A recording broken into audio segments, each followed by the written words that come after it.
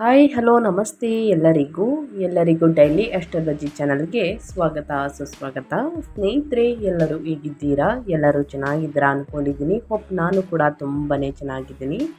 ಎಲ್ಲರೂ ಚೆನ್ನಾಗಿದ್ದೀರಾ ಅಂದ್ಕೊಂಡು ಭಾವಿಸ್ಕೊಂಡು ಇವತ್ತಿನ ಒಂದು ವಿಡಿಯೋನ ಶುರು ಮಾಡಿಬಿಡೋಣ. ಇವತ್ತಿನ ಒಂದು ವಿಡಿಯೋದಲ್ಲಿ ಮಕರ ರಾಶಿಯವರಿಗೆ ಸ್ನೇಹಿತರೆ ಆಗಸ್ಟ್ ತಿಂಗಳಲ್ಲಿ ಏನೆಲ್ಲ ಬದಲಾವಣೆಗಳು ಕಂಡು ಬರಲಿದೆ, ಯಾವುದರ ಬಗ್ಗೆ ಎಚ್ಚರಿಕೆ ವಹಿಸಬೇಕು ಮಕರ ರಾಶಿಯವರು ಅನ್ನೋದನ್ನ ಕಂಪ್ಲೀಟ್ ಆಗಿ ಇದೇ ವಿಡಿಯೋದಲ್ಲಿ ತಿಳಿಸ್ಕೊಡ್ತಾ ಹೋಗ್ತೀನಿ. ಇದನ್ನೆಲ್ಲ ತಿಳ್ಕೋಬೇಕು, ಸಣ್ಣ ಪುಟ್ಟ ಪರಿಹಾರಗಳನ್ನೆಲ್ಲ ಫಾಲೋಅಪ್ ಮಾಡಬೇಕು ಅಂದರೆ ಎಲ್ಲೂ ಕೂಡ ವಿಡಿಯೋನ ಸ್ಕಿಪ್ ಮಾಡಬಾರ್ದು. ಅಂದರೆ ವಿಡಿಯೋನ ಕಟ್ ಮಾಡಿ ಓಡಿಸ್ಕೊಂಡು ಹೋಗಿ ನೋಡ್ತೀನಿ ಅಂದರೆ ಫುಲ್ ಇನ್ಫಾರ್ಮೇಷನ್ ಅರ್ಥ ಆಗಲ್ಲ. ಸೊ ಹಾಗಾಗಿ ಎಲ್ಲ ವಿಡಿಯೋದಲ್ಲೂ ತಿಳಿಸ್ತಾ ಇರ್ತೀನಿ. ಮೊದಲಿಂದ ಕೊನೆ ತನಕ ಸಂಪೂರ್ಣವಾಗಿ ವಿಡಿಯೋವನ್ನು ವಾಚ್ ಮಾಡಿ. ವಿಡಿಯೋದಲ್ಲಿ ಒಳ್ಳೆ ಮಾಹಿತಿ ಸಿಕ್ಕಿದ್ದಲ್ಲಿ, ಈ ವಿಡಿಯೋ ಯೂಸ್ಫುಲ್ ಅನಿಸಿದ್ದಲ್ಲಿ ವಿಡಿಯೋಗೆ ಲೈಕ್ ಮಾಡೋದನ್ನ ಮರ್ತಿದ್ರೆ ಲೈಕ್ ಮಾಡಿ. ಇನ್ನೂ ನನ್ನ ಚಾನಲ್ನ ಸಬ್ಸ್ಕ್ರೈಬ್ ಮಾಡ್ಕೊಂಡಿಲ್ಲ ಅಂದರೆ ಡೈಲಿ ಆಸ್ಟ್ರಾಲಜಿಗೆ ಸಬ್ಸ್ಕ್ರೈಬ್ ಆಗಿ ಇದೇ ರೀತಿ ಪ್ರತಿನಿತ್ಯ ನಿಮ್ಮ ರಾಶಿ ಭವಿಷ್ಯವನ್ನು ತಿಳಿಸ್ಕೊಡ್ತಾ ಹೋಗ್ತೀನಿ. ಯಾರೆಲ್ಲ ಸಬ್ಸ್ಕ್ರೈಬ್ ಮಾಡಿಕೊಂಡು ಪ್ರತಿನಿತ್ಯ ವಿಡಿಯೋ ವಾಚ್ ಮಾಡ್ತಿದ್ದೀರಾ ಅಂಥವರಿಗೆ ಥ್ಯಾಂಕ್ ಯು ಸೋ ಮಚ್ ಅಂತ ಹೇಳ್ತಾ ವಿಡಿಯೋದ ಕಡೆ ಗಮನ ಕೊಟ್ಬಿಡೋಣ.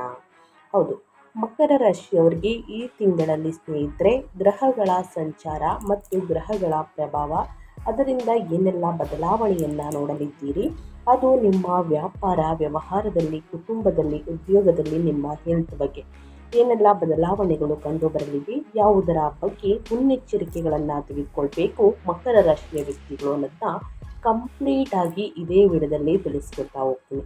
ಇದನ್ನೆಲ್ಲ ಮಕರ ರಾಶಿಯವರು ತಿಳ್ಕೋಬೇಕು ಅಂದರೆ ಎಲ್ಲೂ ಕೂಡ ವಿಡಿಯೋನ ಸ್ಕಿಪ್ ಮಾಡಬಾರ್ದು. ಅಂದರೆ ವಿಡಿಯೋನ ಕಟ್ ಮಾಡಿ ಓಡಿಸ್ಕೊಂಡು ಹೋಗಿ ನೋಡ್ತೀನಿ ಅಂದರೆ ಫುಲ್ ಇನ್ಫಾರ್ಮೇಷನ್ ಅರ್ಥ ಆಗಲ್ಲ. ಸೊ ಹಾಗಾಗಿ ಎಲ್ಲ ವಿಡಿಯೋದಲ್ಲೂ ತಿಳಿಸ್ತಾ ಇರ್ತೀನಿ. ಮೊದಲಿಂದ ಕೊನೆ ತನಕ ಸಂಪೂರ್ಣವಾಗಿ ವಿಡಿಯೋವನ್ನು ವಾಚ್ ಮಾಡಿ. ವಿಡಿಯೋದಲ್ಲಿ ಒಳ್ಳೆ ಮಾಹಿತಿ ಸಿಕ್ಕಿದ್ದಲ್ಲಿ, ಈ ವಿಡಿಯೋ ಯೂಸ್ಫುಲ್ ಅನಿಸಿದ್ದಲ್ಲಿ ವಿಡಿಯೋಗೆ ಲೈಕ್ ಮಾಡೋದನ್ನ ಮರ್ತಿದ್ರೆ ಲೈಕ್ ಮಾಡಿ.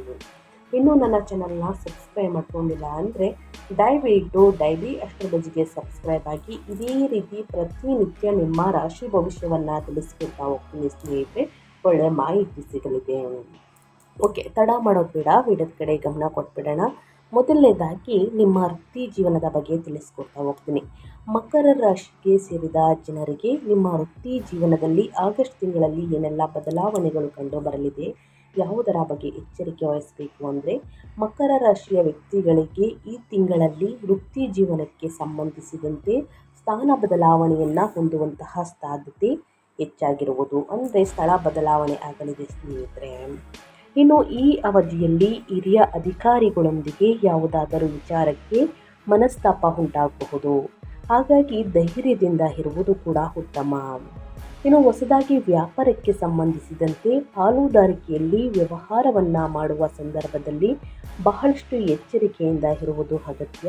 ಯಾರನ್ನೂ ಕೂಡ ಕುರುಡರಾಗಿ ನಂಬೇಡಿ. ವ್ಯಾಪಾರ ವ್ಯವಹಾರದಲ್ಲಿ ಪಾಲುದಾರಿಕೆಯಲ್ಲಿ ಸಹಿಯನ್ನು ಹಾಕಬೇಕು ಅಥವಾ ಒಪ್ಪಂದವನ್ನು ತೆಗೆದುಕೊಳ್ಬೇಕು ಅಂದರೆ ಯಾರನ್ನೂ ಕೂಡ ಕುರುಡರಾಗಿ ನಂಬೇಡಿ ದಯವಿಟ್ಟು ಮಕರ ರಾಶಿಯ ವ್ಯಕ್ತಿಗಳು. ಇನ್ನು ಜುಲೈ ತಿಂಗಳ ನಂತರ ಆಗಸ್ಟ್ ತಿಂಗಳಲ್ಲಿ ನಿಮ್ಮ ವ್ಯಾಪಾರ ವ್ಯವಹಾರದಲ್ಲಿ ಸ್ನೇಹಿತರೆ ಮಕರ ರಾಶಿಗೆ ಸೇರಿದ ಜನರು ವ್ಯಾಪಾರ ವ್ಯವಹಾರಕ್ಕೆ ಸಂಬಂಧಿಸಿದಂತೆ ಅತ್ಯಂತ ಹೆಚ್ಚಿನ ಧನ ಲಾಭವನ್ನು ಪಡೆಯುವಂತಹ ಸಂಭವವಿದೆ. ಆದರೆ ಯಾವುದೇ ಕಾರಣಕ್ಕೂ ದುಡುಕಿನ ನಿರ್ಧಾರಗಳನ್ನು ತೆಗೆದುಕೊಳ್ಬೇಡಿ ಅಂತ ಮೊದಲೇ ತಿಳಿಸಿದ್ದೀನಿ. ಆ ವಿಚಾರದ ಬಗ್ಗೆ ಬಹಳಷ್ಟು ಎಚ್ಚರಿಕೆ ವಹಿಸಿ. ಅದೇ ರೀತಿ ಈ ತಿಂಗಳಲ್ಲಿ ಮಕರ ರಾಶಿಗೆ ಸೇರಿದ ಜನರು ಅತ್ಯಂತ ಹೆಚ್ಚಿನ ಕಠಿಣ ಪರಿಶ್ರಮ ಪಡುವುದರಿಂದ ಸಾಕಷ್ಟು ಗೌರವ ಖ್ಯಾತಿಗೆ ಪಾತ್ರರಾಗುವುದರೊಂದಿಗೆ ಯಶಸ್ಸನ್ನು ಗಳಿಸುವಂತಹ ಸಂಭವ ಇರುವುದು. ಆದರೆ ಈ ಅವಧಿಯಲ್ಲಿ ಯಾವುದೇ ರೀತಿಯ ಅಡ್ಡ ಮಾರ್ಗದಲ್ಲಿ ತೆರಳದಂತೆ ಎಚ್ಚರ ವಹಿಸುವುದು ಕೂಡ ಉತ್ತಮವಾಗಿರುತ್ತದೆ. ಇನ್ನು ಮಕರ ರಾಶಿಗೆ ಸೇರಿದ ಜನರು ವ್ಯಾಪಾರಕ್ಕೆ ಸಂಬಂಧಿಸಿದಂತೆ ಪ್ರಯಾಣಿಸುವುದರಿಂದ ಸಕಾರಾತ್ಮಕ ಫಲಿತಾಂಶಗಳು ದೊರಕಬಹುದು. ನಿಮ್ಮ ಆದಾಯದಲ್ಲಿ ಹೆಚ್ಚಳವಾಗುವಂತಹ ಸಾಧ್ಯತೆ ಕೂಡ ಇದೆ. ಇನ್ನು ನಿಮ್ಮ ಹಣಕಾಸಿನ ವಿಚಾರಕ್ಕೆ ಬಂದರೆ ಆರ್ಥಿಕ ವಿಚಾರಗಳಿಗೆ ಸಂಬಂಧಿಸಿದಂತೆ ನಿಮ್ಮ ಆದಾಯ ಮತ್ತು ಖರ್ಚು ಎರಡೂ ಕೂಡ ಸಮಾನವಾಗಿರುವಂತೆ ಸಂಭವಿಸುತ್ತಿದೆ. ಹಾಗೆ ಈ ಅವಧಿಯಲ್ಲಿ ಮಕರ ರಾಶಿಗೆ ಸೇರಿದ ಜನರು ಸಂಪತ್ತು ಅಥವಾ ಭೂಮಿ ಖರೀದಿಸುವ ಬಗ್ಗೆ ಯೋಜನೆಗಳನ್ನು ರೂಪಿಸಬಹುದು. ಈ ಸಂದರ್ಭದಲ್ಲಿ ನೀವು ಹಳೆಯ ಸಾಲಗಳಿಂದ ಮುಕ್ತಿಯನ್ನು ಪಡೆಯುವಂತಹ ಸಾಧ್ಯತೆಗಳು ಕೂಡ ಹೆಚ್ಚಾಗಿರಲಿದೆ.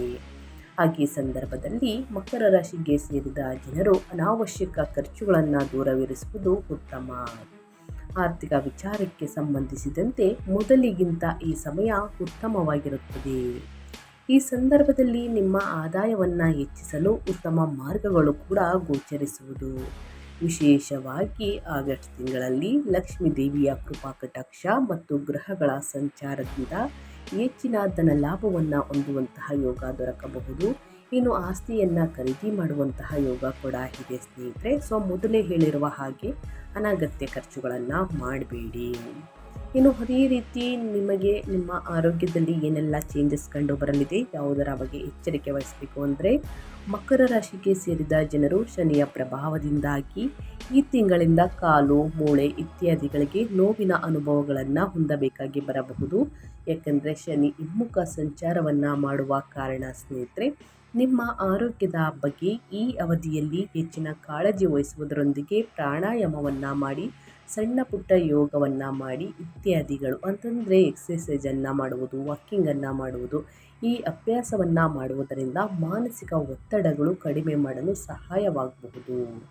ಈ ಅವಧಿಯಲ್ಲಿ ಮಕರ ರಾಶಿಗೆ ಸೇರಿದ ಜನರು ಪ್ರಯಾಣಿಸುವ ಸಂದರ್ಭದಲ್ಲಿ ಬಹಳ ಎಚ್ಚರಿಕೆಯಿಂದ ಇರುವುದು ಅಗತ್ಯ ಮತ್ತು ಸಮಯಕ್ಕೆ ಸರಿಯಾಗಿ ಆಹಾರವನ್ನು ಸೇವಿಸುವಂತೆ ಹೆಚ್ಚಿನ ಕಾಳಜಿ ವಹಿಸುವುದು ಕೂಡ ಒಳ್ಳೆಯದು.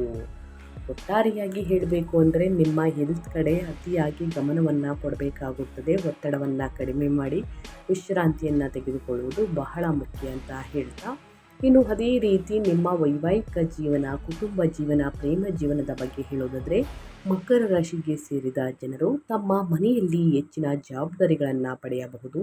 ಹಾಗೆಯೇ ನಿಮ್ಮ ಮನೆಯ ಹಿರಿಯರ ಆರೋಗ್ಯದ ಬಗ್ಗೆ ಈ ಅವಧಿಯಲ್ಲಿ ನೀವು ಹೆಚ್ಚಿನ ಕಾಳಜಿ ವಹಿಸುವುದು ಕೂಡ ಉತ್ತಮ. ಈ ಸಂದರ್ಭದಲ್ಲಿ ನಿಮ್ಮ ತಂದೆಯಿಂದ ಸಂಪತ್ತಿಗೆ ಸಂಬಂಧಿಸಿದಂತೆ ಲಾಭ ದೊರಕಬಹುದು. ಹಾಗೆ ಅವಿವಾಹಿತ ಮಕರ ರಾಶಿಗೆ ಸೇರಿದ ಜನರಿಗೆ ವಿವಾಹಕ್ಕಾಗಿ ಉತ್ತಮ ಪ್ರಸ್ತಾಪಗಳು ಕೂಡ ದೊರಕಬಹುದು. ಈ ಸಂದರ್ಭದಲ್ಲಿ ನಿಮ್ಮ ಸಂಗಾತಿಯೊಂದಿಗೆ ಯಾವುದೇ ರೀತಿಯ ಜಗಳವಾಗದಂತೆ ಮಾತುಕತೆಯ ಮೂಲಕ ಸಮಸ್ಯೆಗಳನ್ನು ಬಗೆಹರಿಸುವುದು ಕೂಡ ಉತ್ತಮ. ಮಕರ ರಾಶಿಗೆ ಸೇರಿದ ಜನರಿಗೆ ಕೆಲವು ತಿಂಗಳು ಮಹತ್ವಪೂರ್ಣವಾದಂತಹ ಬದಲಾವಣೆಗಳನ್ನು ನೀಡಬಹುದಾಗಿದೆ. ಇದರಿಂದಾಗಿ ಭವಿಷ್ಯದಲ್ಲಿ ಸಾಕಷ್ಟು ಶುಭ ಫಲಗಳು ಪ್ರಾಪ್ತಿಯಾಗಬಹುದು. ಇನ್ನು ಸಣ್ಣ ಪುಟ್ಟ ಕಿರಿಕಿರಿಗಳು ಕೂಡ ಉಂಟಾಗಬಹುದು, ಮನಸ್ತಾಪಗಳು ಕೂಡ ಉಂಟಾಗಬಹುದು. ಅತಿ ಹೆಚ್ಚಾಗಿ ವಾದ ವಿವಾದವನ್ನು ಮಾಡಬೇಡಿ. ಗ್ರಹಗಳ ಸಂಚಾರದ ಸಮಯದಲ್ಲಿ ಮನಸ್ಸಿನಲ್ಲಿ ಸ್ನೇಹಿತರೆ ಗೊಂದಲ ಉಂಟಾಗಿ ನಿಮ್ಮ ಸಂಗಾತಿಯೊಂದಿಗೆ ಸ್ನೇಹಿತರೆ ಮನಸ್ತಾಪದಿಂದ ಜಗಳವಾಗಿ ಸ್ನೇಹಿತರೆ ಬೇರೆ ಆಗುವಂತಹ ಸೂಚನೆಗಳು ಕಾಣುತ್ತಿದೆ. ಸೊ ಹಾಗಾಗಿ ಆದಷ್ಟು ತಾಳ್ಮೆಯಿಂದ ವರ್ತಿಸಿ. ಇನ್ನು ಶನಿಯ ಸಂಚಾರದ ಸಮಯದಲ್ಲಿ ಶಿಸ್ತು ಮತ್ತು ದೀರ್ಘಕಾಲೀನ ಗುರಿಗಳ ಮೇಲೆ ಗಮನವನ್ನು ಕೇಂದ್ರೀಕರಿಸಿ. ಗುರುವಿನ ಸಂಚಾರದ ಸಮಯವನ್ನು ನಿಮ್ಮ ಜ್ಞಾನ, ಕೌಶಲ್ಯ ಮತ್ತು ಆಧ್ಯಾತ್ಮಿಕ ಅಭ್ಯಾಸಗಳನ್ನು ವಿಸ್ತರಿಸಲು ಬಳಸಿ. ಏನೆಲ್ಲ ಪರಿಹಾರವನ್ನು ಮಾಡಬೇಕು ಅಂದರೆ, ಶನಿಯ ನಕಾರಾತ್ಮಕ ಪರಿಣಾಮಗಳನ್ನು ಕಡಿಮೆ ಮಾಡಲು ಓಂ ಶಂ ಶನೀಶ್ವರಾಯ ನಮಃ ಎಂದು ಶನಿ ಮಂತ್ರವನ್ನು ಜಪಿಸಿ. ಶನಿವಾರದಂದು ಕಪ್ಪು ಎಳ್ಳು, ಸಾಸಿವೆ ಎಣ್ಣೆ ಅಥವಾ ಕಂಬಳಿಗಳನ್ನು ದಾನ ಮಾಡಿ. ಪ್ರತಿಯೊಂದು ಶನಿವಾರ ಅಥವಾ ಶನಿವಾರದ ದಿನ ಶನಿ ದೇವನಿಗೆ ಎಳ್ಳೆಣ್ಣೆಯಿಂದ ಅಭಿಷೇಕವನ್ನು ಮಾಡಿಸಿ ಎಳ್ಳೆಣ್ಣೆಯಿಂದ ದೀಪವನ್ನು ಬೆಳಗಿಸುವುದು ಶುಭ ಎಂದು ನಂಬಲಾಗುತ್ತದೆ ಸ್ನೇಹಿತರೆ. ಪ್ರತಿದಿನ ಅಥವಾ ಶನಿವಾರ, ಬುಧವಾರ ಹನುಮಾನ್ ಚಾಲಿಸವನ್ನು ಪಠಿಸುವುದರಿಂದ ಮನೋಬಲ ಹೆಚ್ಚಾಗಲಿದೆ. ಸೊ ಹಾಗಾಗಿ ಮಕರ ರಾಶಿಯ ವ್ಯಕ್ತಿಗಳು ಈ ಸಣ್ಣ ಪುಟ್ಟ ಪರಿಹಾರವನ್ನು ಮಾಡಿ ನಿಮ್ಮ ಜೀವನದಲ್ಲಿ ಸಕಲ ಸಮಸ್ಯೆಗಳು ಏನೇ ಇದ್ದರೂ ಕೂಡ ನಿವಾರಣೆಯಾಗಲಿದೆ ಅಂತ ಹೇಳ್ತಾ ನನ್ನ ವಿಡಿಯೋವನ್ನು ಎಂಡ್ ಮಾಡ್ತಾ ಇದ್ದೀನಿ. ಇವತ್ತಿನ ಒಂದು ವಿಡಿಯೋದಲ್ಲಿ ಸಂಪೂರ್ಣ ಮಾಹಿತಿ ಸಿಕ್ಕಿದ್ದಲ್ಲಿ, ಈ ವಿಡಿಯೋ ಯೂಸ್ಫುಲ್ ಅನಿಸಿದ್ದಲ್ಲಿ ವಿಡಿಯೋಗೆ ಲೈಕ್, ಕಮೆಂಟ್, ಶೇರ್ ಮಾಡಿ. ಇನ್ನೂ ನನ್ನ ಚಾನಲ್ನ ಸಬ್ಸ್ಕ್ರೈಬ್ ಮಾಡ್ಕೊಂಡಿಲ್ಲ ಅಂದರೆ ಡೈಲಿ ಅಸ್ಟ್ರಾಲಜಿಗೆ ಸಬ್ಸ್ಕ್ರೈಬ್ ಆಗಿ ನಿಮ್ಮ ಅಭಿಪ್ರಾಯವನ್ನು ಕಮೆಂಟ್ ಬಾಕ್ಸಲ್ಲಿ ತಿಳಿಸಿ. ಮತ್ತೊಂದು ವಿಡಿಯೋದಲ್ಲಿ ಸಿಗ್ತೀನಿ.